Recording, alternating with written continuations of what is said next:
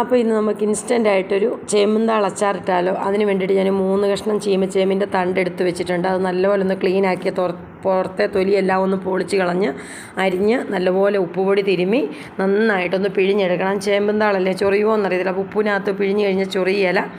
പിന്നെ നമ്മൾ അതിനകത്ത് ചട്ടി അടുപ്പേ വെച്ച് ഒരു 3 സ്പൂൺ വെളിച്ചെണ്ണ ഒഴിച്ച് കൊടുത്ത്, ഞാൻ വെളിച്ചെണ്ണയ്ക്കകത്താണ് ഇട്ട് നമ്മൾ അപ്പം തന്നെ ഇട്ട് അന്നേരം തന്നെ കൂട്ടാനുള്ളതുകൊണ്ട് അതിനകത്തേക്ക് ഒരു 5 പച്ചമുളക് അരിഞ്ഞത് ഇട്ട് കൊടുത്തു.